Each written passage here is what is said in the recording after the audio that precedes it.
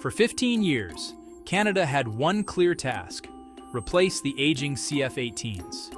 Keep it simple, keep it reliable, keep it American. Everyone assumed the F-35 Lightning II would fill Canadian skies, link seamlessly into NATO systems, and secure the Arctic. Washington pushed hard, allies nodded, and the choice felt inevitable. Until spring 2025, when that certainty shattered. Just weeks after taking office, Prime Minister Mark Carney stunned defense circles.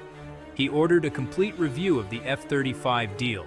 Not a tweak, but a full re-examination of a $27.7 billion decision. Costs had nearly doubled from the original $19 billion estimate, and while Ottawa debated, something surprising was happening across the Atlantic.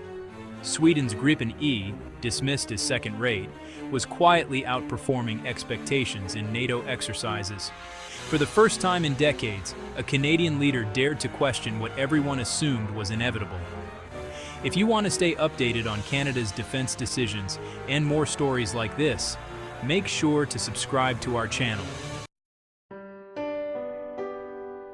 In March 2022, after years of evaluations, Gripen, Rafale, Eurofighter, the Department of Defense announced its final decision, the F-35. France's Dassault had already withdrawn, citing U.S. control over Five Eyes intelligence.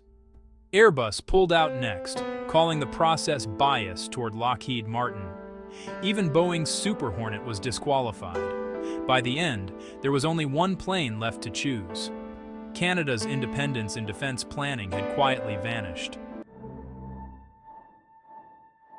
Think about that.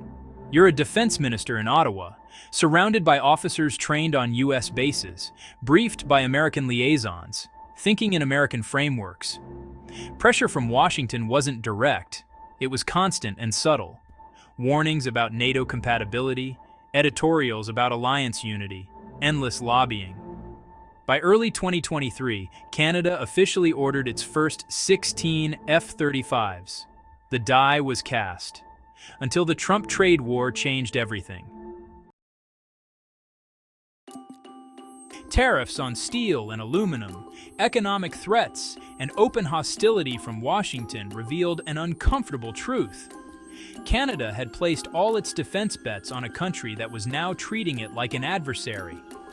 Even worse, the F-35 program itself was unraveling. Costs skyrocketing, schedule slipping, and the Block 4 upgrade, the version Canada ordered, now 5 years behind and billions over budget. It wasn't inflation, it was systemic failure. Here's what few Canadians realize. Every F-35 software update runs through the U.S. Department of Defense. Every maintenance check requires American approval. Even test flights outside the continental U.S. need Pentagon permission. That's not partnership, that's dependency. And then Sweden made its move. In June 2025, it offered something Washington never would: joint production, technology transfer, and full Canadian control. Summer 2025, NATO air exercises. The Gripen flew alongside the F-35, Eurofighter, and Rafale. In electronic warfare tests, it didn't just compete, it dominated. It jammed radars, confused missile systems, and tricked targeting sensors. Observers compared it to fighting an invisible ghost. Cheaper to fly, easier to maintain, and capable of refueling and relaunching in under 10 minutes from simple runways. The Gripen was built for independence. The F-35 was built for American control. When word of those results reached Ottawa, the reaction was immediate. Experts who once dismissed the Gripen began changing tone. Behind closed doors, senior officers admitted what they'd avoided saying for years. Choosing the F-35 wasn't just a procurement decision, it was a sovereignty decision. And Canada had chosen dependence. The Gripen, by contrast, meant self-reliance. No American kill switch, no approval chains, no dependency on U.S. systems. So the real question became one of control. Yes, the F-35 looks more advanced on paper. You know, stealth sensors, data fusion. But who actually controls that technology? Italy, France, and Sweden all operate NATO-compatible fighters without any American oversight. So, why should Canada settle for less independence? What happens if, say, a future US president decides Canadian jets can't deploy, or withholds updates during a dispute? Recent tariff wars have already shown that Washington is, well, willing to weaponize policy even against its allies. Critics argue that, hey, Canada has already invested in F-35 infrastructure. But Canada's Arctic bases were really built for rugged, flexible aircraft, not these complex stealth jets. The Gripen can take off from highways, frozen runways, and, honestly, remote northern strips. The F-35, on the other hand, needs specialized facilities that are, still under construction. So, which jet truly defends Arctic sovereignty?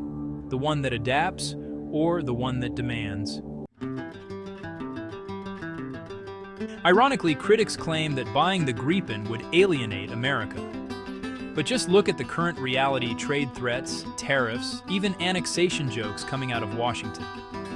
In that environment, strengthening ties with Europe, not doubling down on dependence, actually looks like common sense. The world has changed, and so must Canada's defense strategy. For 80 years, Canada's military strategy was built on one idea: stay close to America. That made sense once. It doesn't anymore. America is shifting, unpredictable, inward, and frankly, transactional. Mark Carney understood that sovereignty isn't purchased, it's practiced. The Sweden-Canada partnership really proves that smaller nations can build autonomy.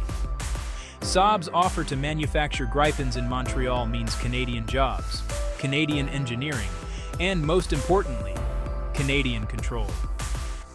The first 16 F-35s aren't delivered yet, so there's still time to change course. This fall, Canada faces a defining choice: dependence or independence. Which future should we choose? Let me know in the comments. And subscribe to Worldline Analysis for more stories on how nations fight to control their own destiny.